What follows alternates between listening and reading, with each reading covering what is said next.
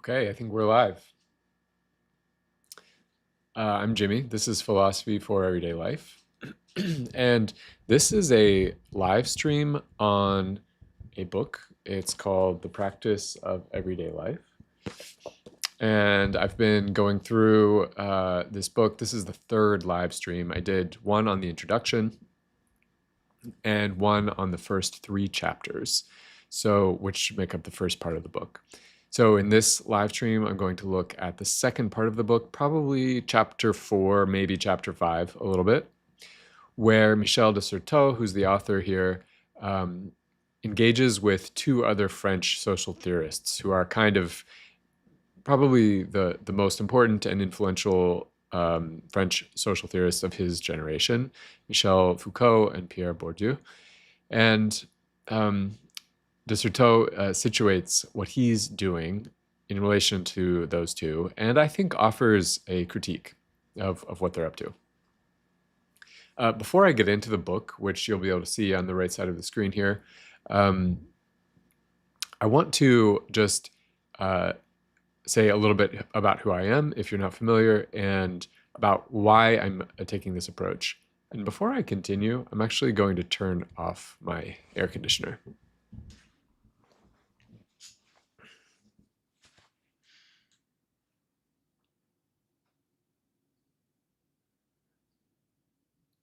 Okay, that should be better as far as sound goes. So I have a background in philosophy and religious studies and ethics, and previously taught as a college professor. And the purpose of live streams like this is just to provide an opportunity to invite people into some texts that are somewhat difficult. So Michel de Certeau can be somewhat difficult to read. Much of French philosophy or social theory in translation or not in translation is the writing style is somewhat unusual. There are a lot of references that may be unfamiliar. So the idea here is actually to get into the text itself in some detail. And the reason is, if you only ever watch videos or read explanations about an author, you won't develop the facility to engage with that author's texts for yourself. And so the reason I like to actually pull up the text and to read through it is that the hope is it provides an opportunity to start getting more comfortable with the way these texts work, and over time to have the confidence to go there on your own without assistance. But by reading through and stopping to comment, and ideally also stopping to answer questions or respond to comments along the way, this is a sort of intro into the text, or an entrance into the text. So that's why I pull up the text and actually read through it. I think this is going to be a lot of fun. Foucault and Bourdieu are very interesting thinkers, and de Certeau, I think he has a little bit of a chip on his shoulder toward these two. So there's a lot of interesting stuff here. I'm just going to go ahead actually back to this beginning of part 2. Did I lose it? No, here we are. Okay. So part 2, theories of the art of practice. Just want to make sure there's nothing else I should say at the beginning here. Yeah, let's go ahead and get started. So everyday practices, which is, if you've read de Certeau or watched the previous live streams, this is kind of the theme of the book, depend on a vast ensemble, which is difficult to delimit, but which we may provisionally designate as an ensemble of procedures. Just to highlight some previous ideas that he's discussed, one of the ways I think this book is structured is in terms of a series of analogies. So de Certeau wants to lay out a series of different things and help you to see a pattern. And I have a video on this that lays out some of this in a little more detail, but he wants you to see this is like this is like this. And each thing that he looks at is sort of a binary. There are two things. So the most basic binary, which he uses to construct these analogies, is the distinction between language and speech. And language, in de Certeau's mind, is like what you would find in a grammar or a dictionary. It's like the abstract set of possibilities that make up a language. It's sort of a fixed thing.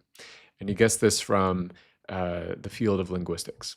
Speech is how what he calls users, which is basically just any person, uses the language. And so what de Certeau wants us to be able to think about is we have this set of fixed abstract possibilities on the one hand, and on the other hand, we have this way that people relate to and make use of those possibilities, sometimes in tricky or subversive ways. And he calls that a tactic. And he uses the most basic analogy for this idea of tactics is what he calls enunciation or speech. It's the way that users use language. So when he comes here to this idea of an ensemble of procedures, that's what he's talking about, this collection of possibilities for acting in ways that are kind of opportunistic or tricky or subversive in relation to a fixed set of possibilities.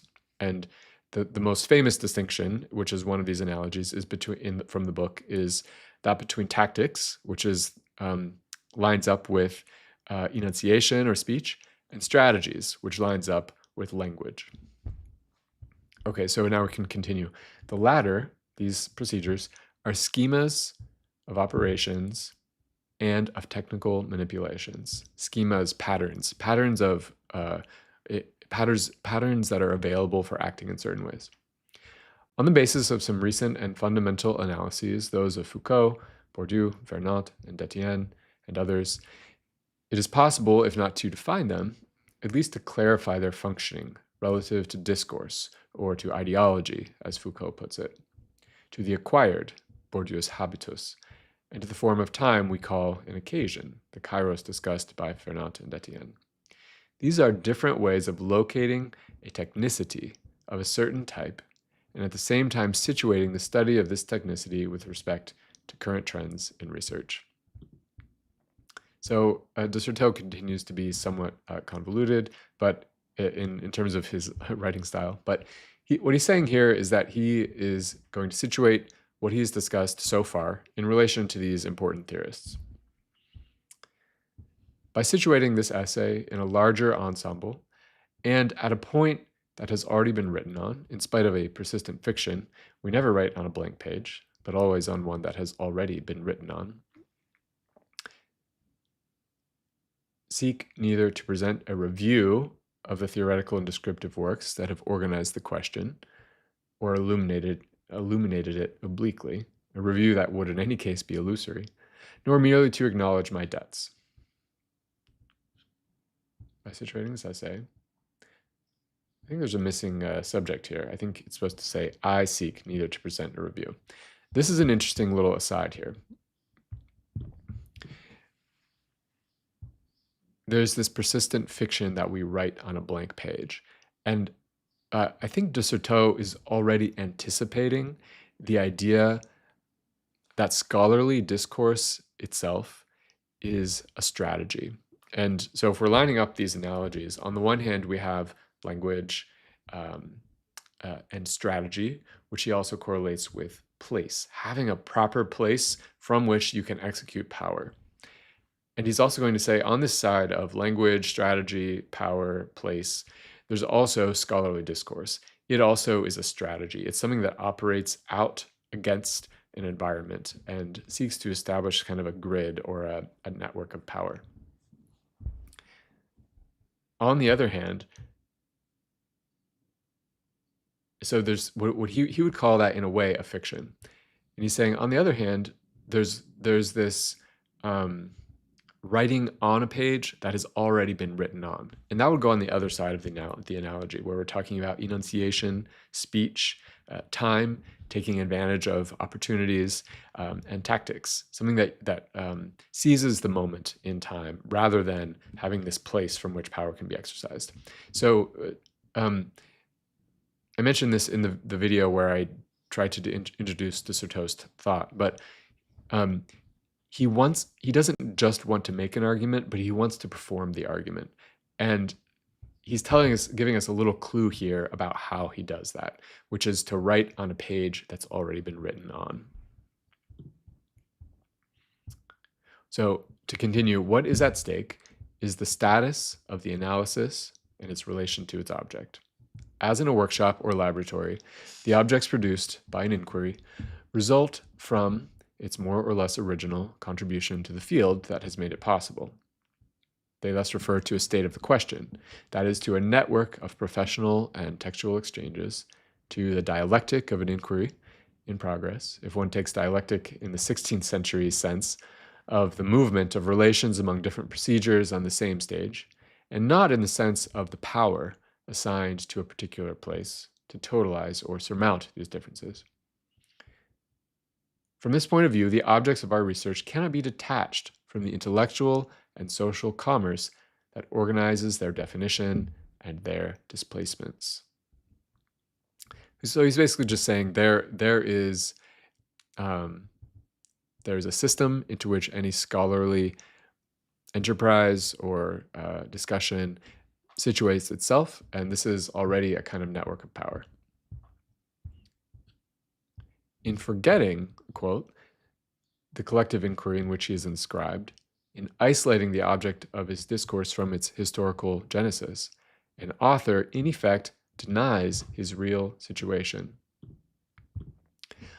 I mentioned Charles Taylor in the live stream on Thomas Nagel, his essay, The Absurd. This is a different aspect of Charles Taylor's thought, but he takes not just an analytical or analysis of concepts approach to philosophy, but a historical or genealogical approach to philosophy, where we don't recognize how our concepts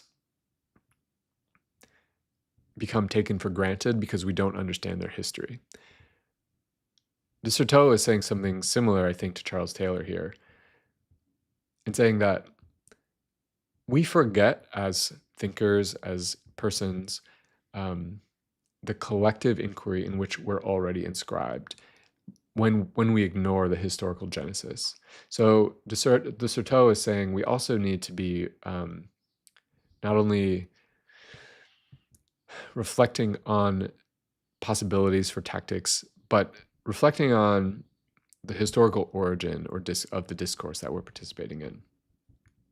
Otherwise, we deny our real situation. So we create, when we do this fiction of a place of our own, un place propre, which is he's alluding to this idea of strategy. In spite of the contradictory ideologies that may accompany it, the setting aside of the subject-object relation or of the discourse-object relation is the abstraction that generates an illusion of authorship. So authorship is another strategy. It removes the traces of belonging to a network, traces that always compromise the author's rights. It camouflages the conditions of the production of discourse and its object. For this negated genealogy is substituted a drama combining the simulacrum of an object with the simulacrum of an author. A discourse can maintain a certain scientific character, however, by making explicit the rules and conditions of its production, and first of all, the relations out of which it arises. Scientific character doesn't mean science in the sense of the natural sciences, but really scholarly, science in the sense of Wissenschaft, the German Wissenschaft. He's saying if we don't recognize the rules and conditions of the production of a discourse, we're not being scholarly. We're not. We're working in a kind of unconscious way. And we have this simulacrum of an object and simulacrum of an author. Okay, so he's trying to tell us why he thinks it's important to situate himself, and he's maybe offering a critique of those who fail to do so. So this detour has led us back to a debt, but to a debt that is essential in any new discourse. and not merely to a borrowing that can be exercised by homage or acknowledgement. Rabelais' panurge for once waxing lyrical saw in this sort of debt the index of a universal solidarity. Every proper place is altered by the mark that others have left on it. This fact also excludes the, quote, objective representation of the proximate or distant positions called influences.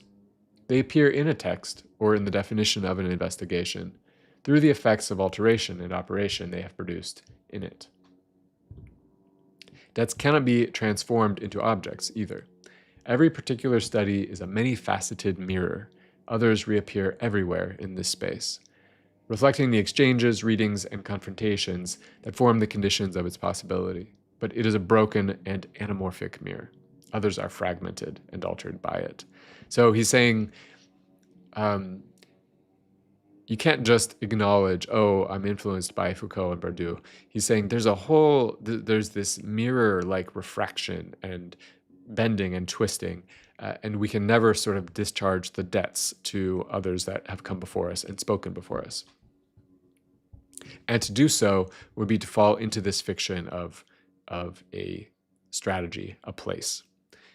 So it's interesting to think about here whether he thinks that strategy is ultimately always a fiction, whether having this power over that is situated and that acts over and against an environment, whether he thinks it's ultimately always an illusion that we have that. It's a question maybe just to leave standing.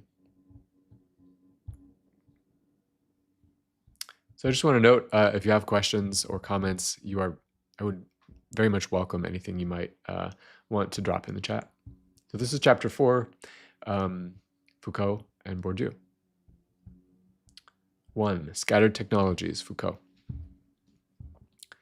From the outset, we face the problem of the relation of these procedures to discourse. So procedures, you remember, is the idea of tactics, enunciation, speech that he was referring to earlier. And discourse is strategy, language, things that have a proper place. Procedures lack the repetitive fixity of rites, customs, or reflexes, kinds of knowledge which are no longer, or not yet, articulated in discourse. Their mobility constantly adjusts them to a diversity of objectives and coups, without their being dependent on a verbal elucidation. Are they, however, completely autonomous with respect to the latter? Tactics in discourse can, as we have seen, be the formal indicator of tactics that have no discourse. Moreover, the ways of thinking embedded in ways of operating constitute a strange and massive case of the relations between practices and theories. I'm going to keep going because he gets into Foucault and his thought a little bit more here. In Discipline and Punish, his study of the organization of the procedures of penitential, educational, and medical control at the beginning of the 19th century, Foucault offers a variety of synonyms, words that dance about and successively approach an impossible proper name. Apparatuses, dispositifs, instrumentalities, techniques, mechanisms, machineries, etc. So if you haven't read Discipline and Punish, you'll be okay here. But it's a helpful background work for what de Certeau is up to here. And the basic concept of Discipline and Punish is that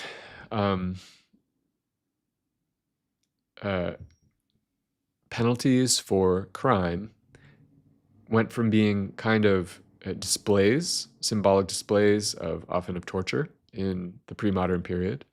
And as we moved into the 19th century, and I think Foucault's book focuses exclusively or primarily on France,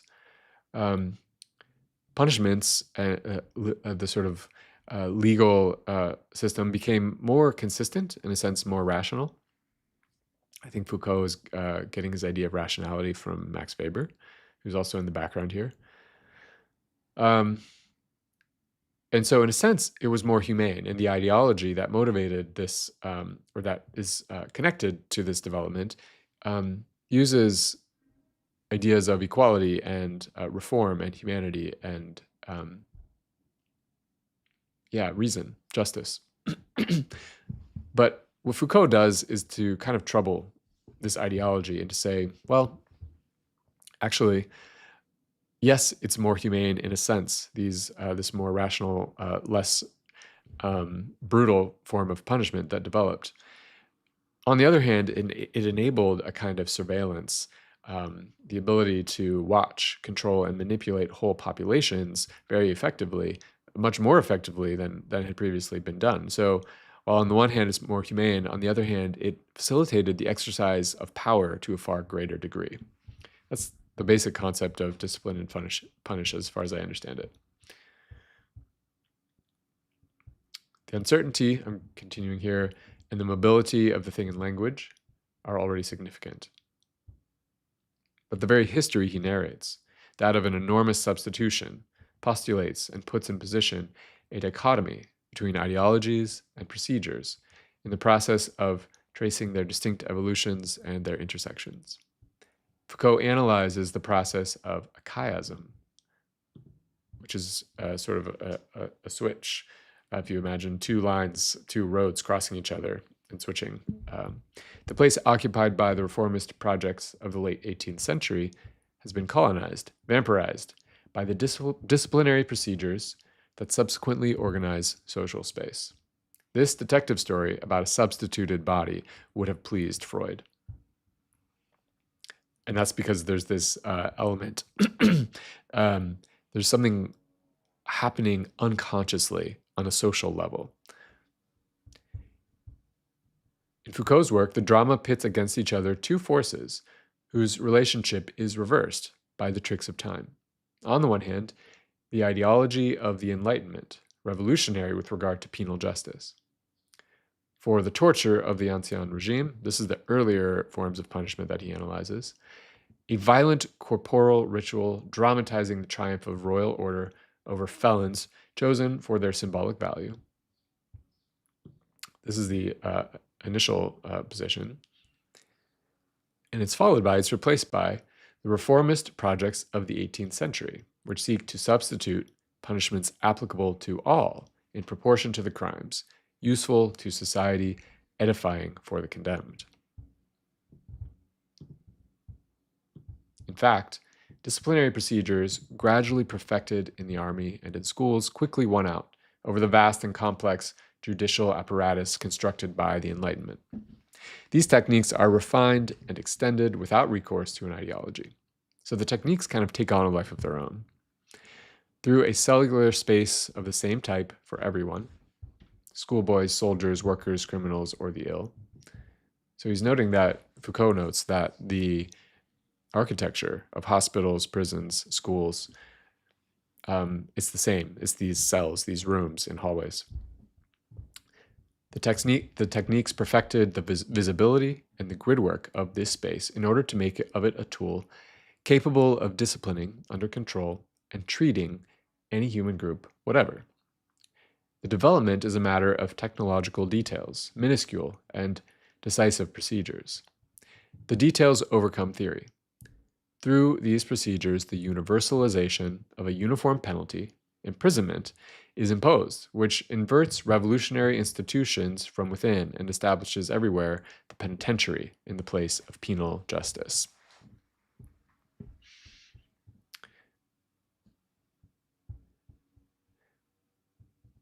So this ideology of enlightenment, of rational reform, is overtaken by the techniques of discipline, which sort of take on a life of their own.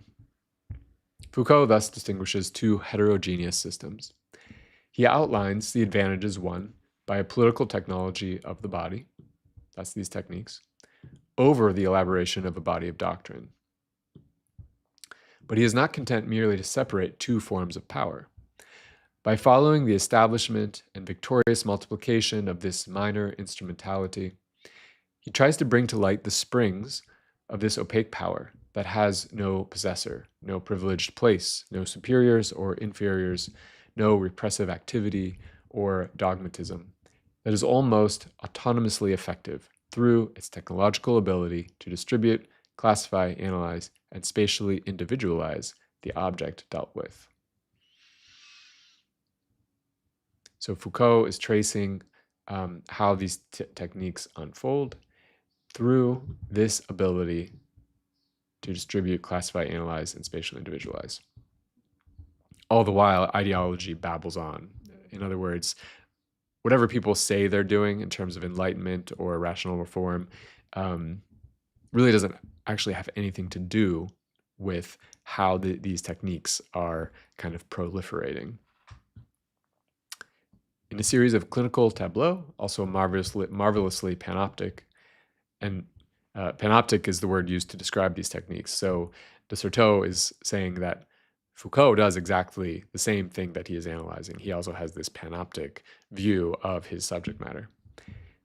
He tries to name and classify, in turn, the general rules, conditions of functioning, techniques, and procedures, distinct operations, mechanisms, principles, and elements that compose a microphysics of power. This gallery of diagrams has the twin functions of delimiting a social stratum of practices that have no discourse and of founding a discourse on these practices. Interesting. So he's looking at these social practices, these techniques of the exercise of power, which have no discourse yet. And Foucault is founding a discourse, which for de Certeau is a problem in its own right, because that's a strategy. It's setting up a place which enables the exercise of power over. So this is something like an internal critique. De Certeau is saying, okay, great.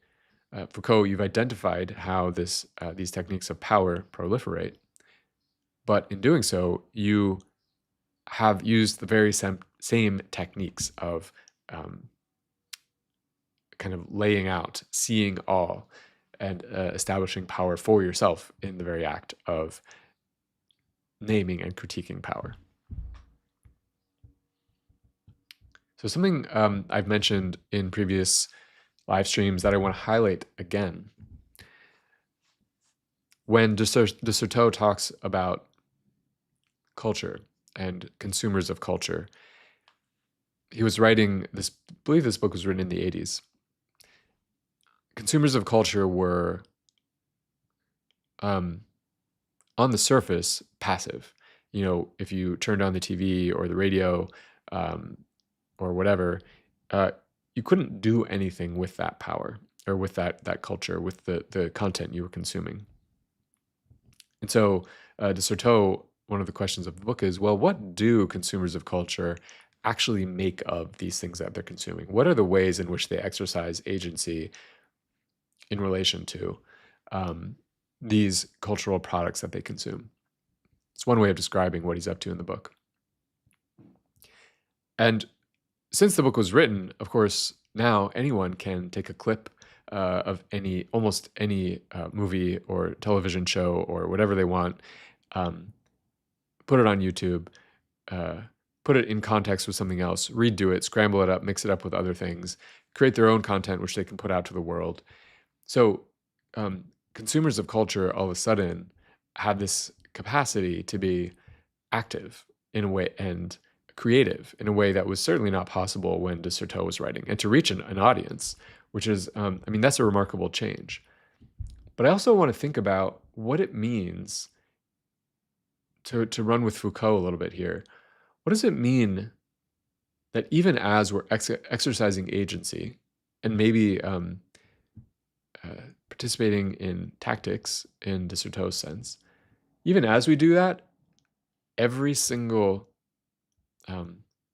piece of content that we create is fed into an algorithm who does exactly this: distribute, classify, analyze, and spatially individualize the object dealt with. So in the context of this just dramatically increased potential for agency, for tactics, for creativity, is the potential for this technocratic power or these techniques of control that Foucault is concerned with and that de Certeau is also concerned with. Has that also increased in parallel? And what does that mean for whether this increased agency actually results in freedom, or does it actually tighten the chains?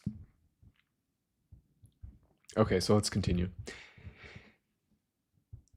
In what then does this level of decisive practices isolated by analysis consist? By a detour that characterizes the strategy of his inquiries, Foucault discerns at this level the move, le geste, which has organized the discursive space. The move is not, as in his earlier book, The History of Madness, the epistemological and social move of isolating excluded people from normal social intercourse in order to create the space that makes possible a rational order. So he's taking a different approach in Discipline and Punish than he took in this earlier book, The History of Madness. Rather, it is the minuscule and ubiquitously reproduced move of gridding, quadriller, a visible space, in such a way as to make its occupants available for observation and, quote, information. The procedures that repeat, amplify, and perfect this move organize the discourse that has taken the form of the, quote, human sciences. In that way, a non-discursive move is identified, which, being privileged for social and historical reasons that remain to be explained, is articulated in contemporary scientific knowledge. A non-discursive move is identified.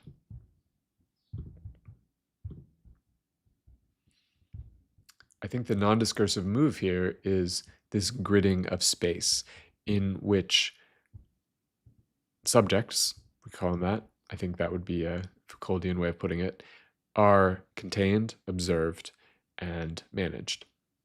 It's not discursive, it's in the architecture of the space. To the extremely novel perspectives opened up by this analysis, so he is giving Foucault some deserved credit, I think, here, which would, moreover, allow the development of another theory of style, a way of walking through a terrain, a non-textual move or attitude, organizes the text of a thought. We may add a few questions relevant to our inquiry. So interesting, style sounds to me like a tactic. It's a way that we make use of this grid that has been set up to manage and exercise power. So a few questions.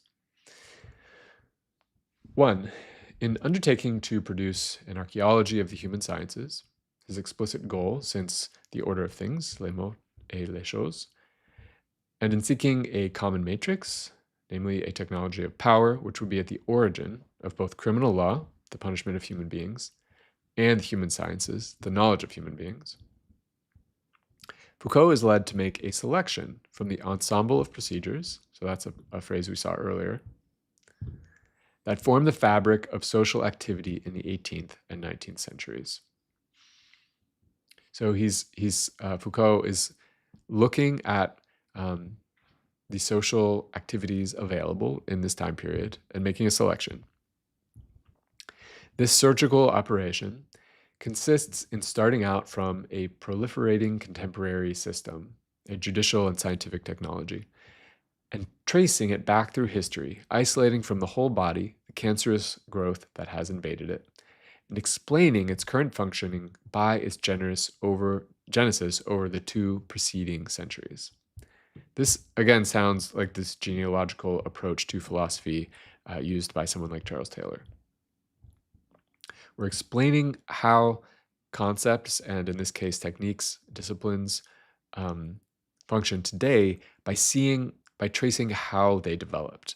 And the premise of this way of doing philosophy or social theory is that if we don't understand how something developed, how it came to be the way it is, we're going to miss important features of the way it works now.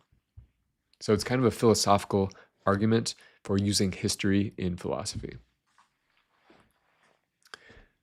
From an immense body of historical material, penal, military, educational, medical, the operation extracts the optical and panoptical procedures, which increasingly multiply within it, and discerns in them the at first scattered indications of an apparatus whose elements become better defined, combine with each other, and reproduce themselves little by little throughout all the strata of society. So these disciplinary procedures, these techniques of power, de Certeau is saying they're like a cancer that spreads through society, kind of following its own logic.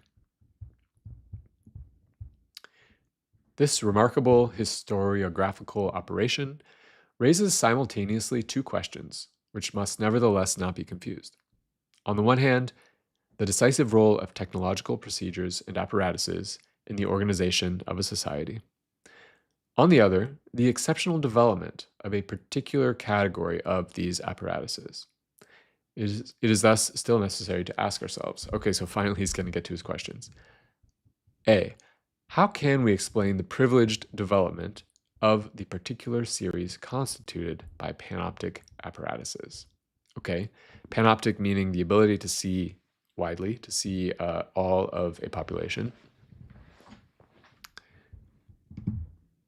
Why did this become so central? B, what is the status of so many other series, which pursuing their silent itineraries have not given rise to a discursive configuration or to a technological systematization? They could be considered as an immense reserve constituting either the beginnings or traces of different developments. So here he's kind of returning to this idea that Foucault sets himself up in his own place, his own proper place, which allows him um, to participate in strategies of discourse, exercising power over and against others. Um, and so de Certeau wants to know, are there other options here? Are there other things we can look at which are obscured by the discourse that Foucault has set up?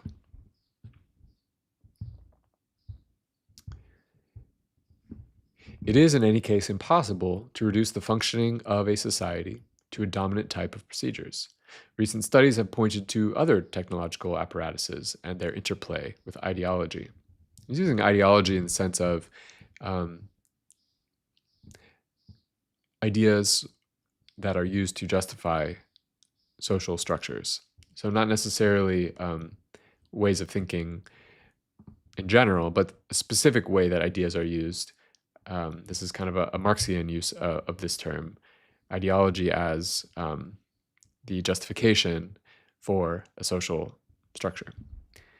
These studies, which have also underlined the dominant character of these apparatuses, though from different points of view. Thus, for example, the work of Sergei Moscovici, especially on urban organization, or Pierre Legendre on the apparatus of medieval law. These apparatuses seem to prevail over a more or less lengthy period of time, then fall back into the stratified mass of procedures, while others replace them in the role of informing the system. So he's saying there are studies which show other social structures, other social techniques that Foucault misses. A society is thus composed of certain foregrounded practices, organizing its normative institutions, and of innumerable other practices that remain minor, always there. This is what he wants to know about. This is like the subject of the book. What are these other practices? Always there, but not organizing discourses and preserving the beginnings or remains of different institutional scientific hypotheses for that society or for others.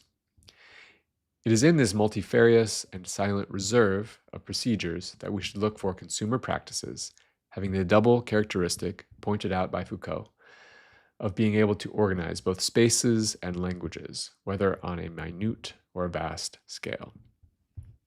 So question 1 for Foucault is, what else? What else is there?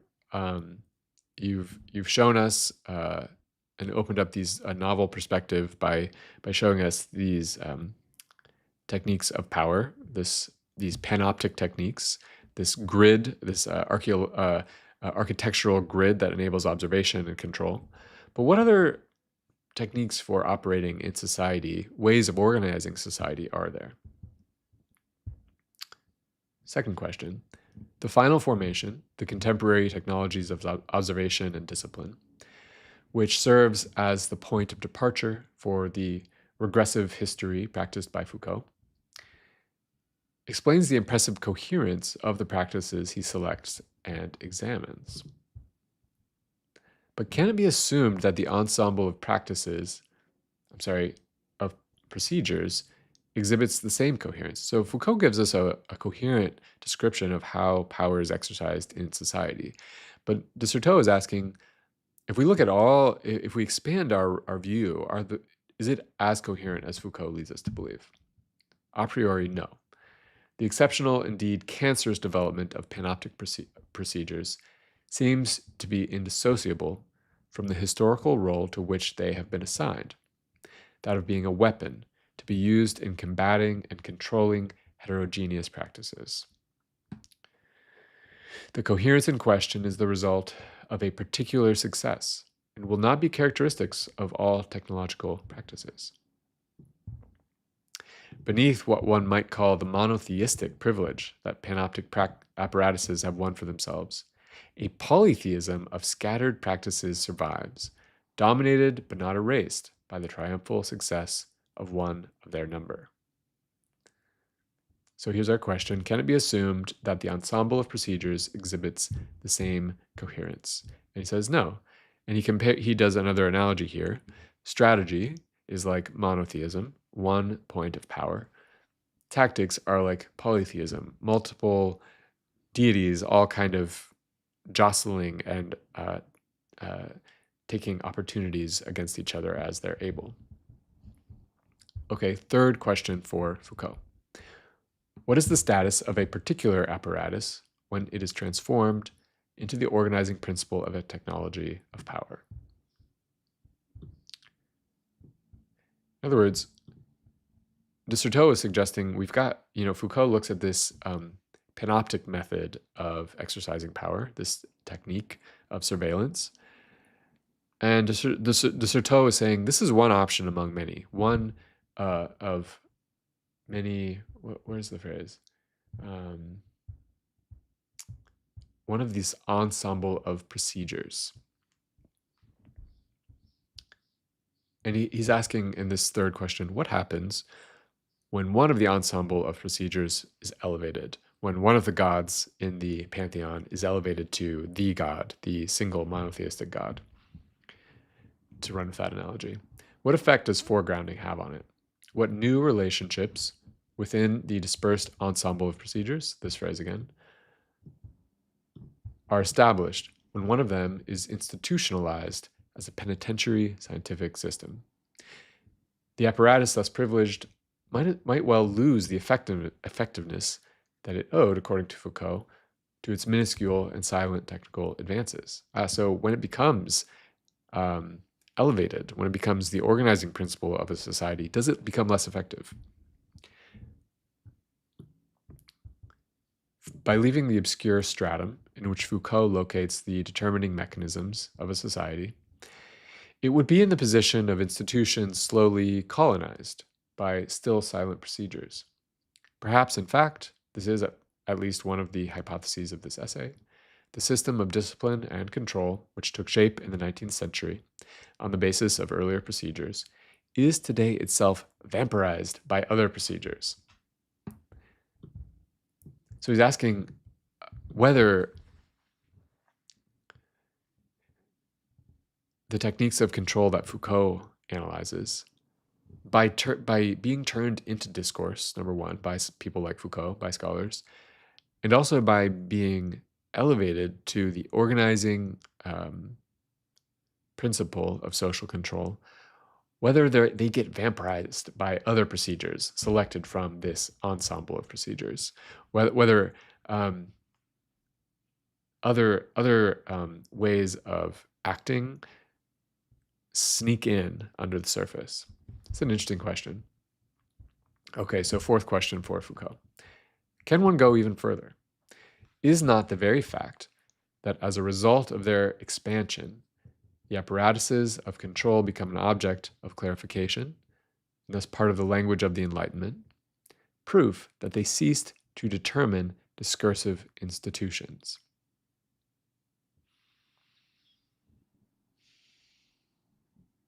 When the discourse can deal with some effects of the organizing apparatuses, that means that they no longer play this determining role.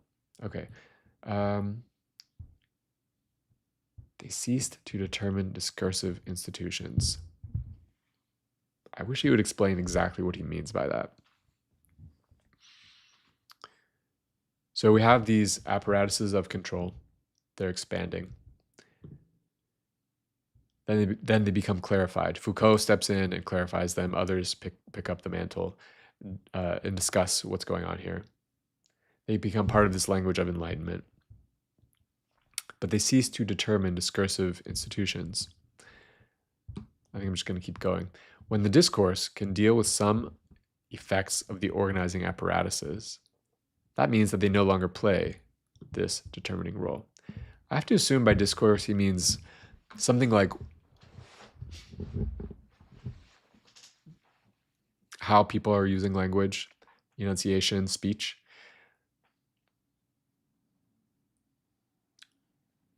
This is opaque to me. I'm going to keep going. One must ask what type of apparatus articulates the discourse in such a way that the discourse cannot make it its object. Unless it is the case that one discourse, that of discipline and punish, by analyzing the practices on which it itself depends, overcomes in this way the division posited by Foucault between ideologies and procedures.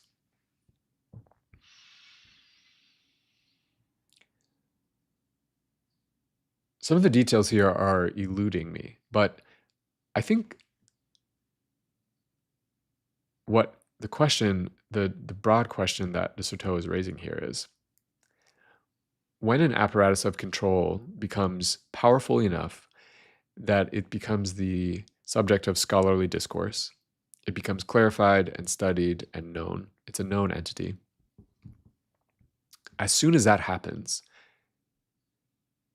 this apparatus of control ceases to be what it was because it's been named. Hey, Enoch.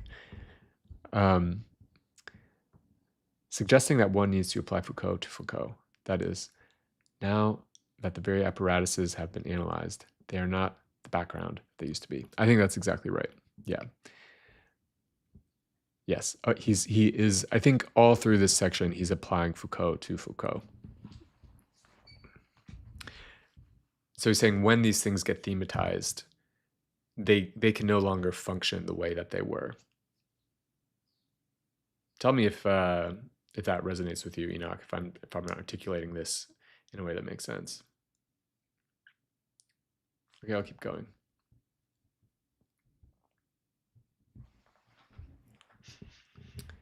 So these questions, he's given us 4 questions for Foucault, to which one could, at the moment, give only premature answers, indicate at least the transformations that Foucault has introduced into his analysis of procedures, and the perspectives that have opened up since his study.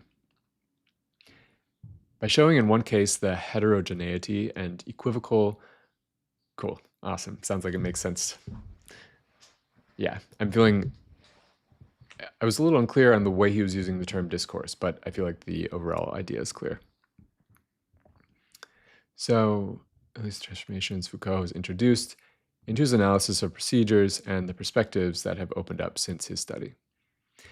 By showing in one case the heterogeneity and equivocal relations of apparatuses and ideologies, he constituted as a treatable historical object this zone in which technological procedures have specific effects of power, obey their own logical modes of functioning, and can produce a fundamental diversion within the institutions of order and knowledge. So de Certeau wants to highlight this insight from Foucault, which is that technological procedures follow their own logic. This is why I think he uses the analogy of cancer. They sort of invade, even if there is a certain discourse or ideology that society is structured, say, according to principles of being humane, of rational reform, the technological procedures follow their own logic, which may work against the grain of the official stated ideology. Just popped in. Yeah, cool. Thanks for popping in, Enoch.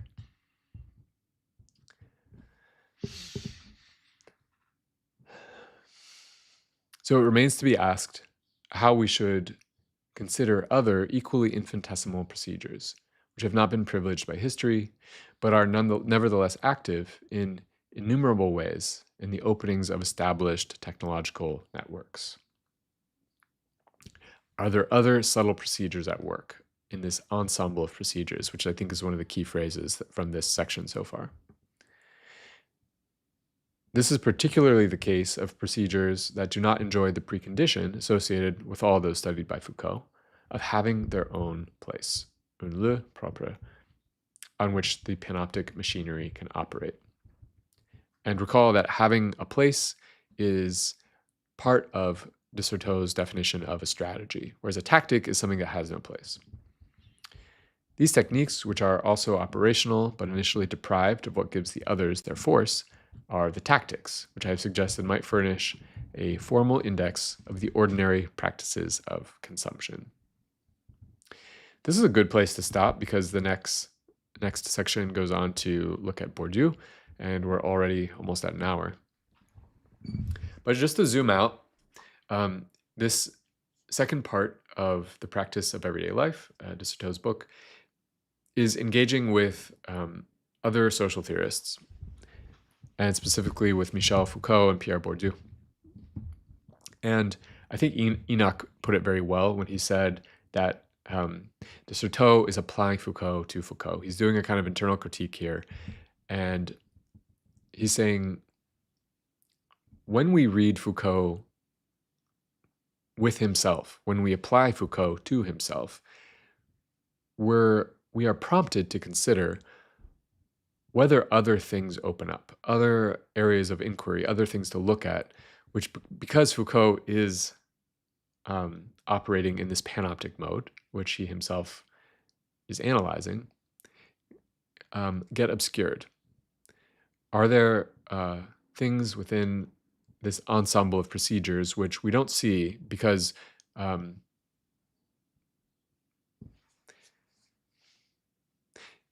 as this panoptic procedure that Foucault elucidates gets centralized, thematized, and elucidated, even though it is designed to see everything, it obscures the other procedures that are operating. This is the basic, I think, the thrust of what de Certeau wants us to take away from this discussion of Foucault. So this is a good place to stop. I am really interested in questions that this might raise. So if you're watching, feel free to drop a question, but also in the comments when this is posted. The reason I continue to be interested in Michel de Certeau is because there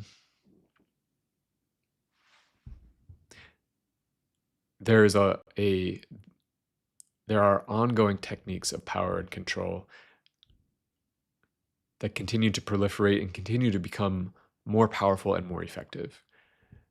I already mentioned YouTube. I think it, in its own way, is the most powerful panopticon yet.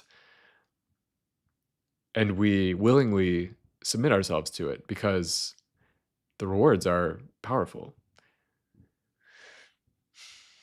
So, but I think that should prompt us to ask, one, how is something like YouTube disciplining us? And we can go from there to other forms of social media,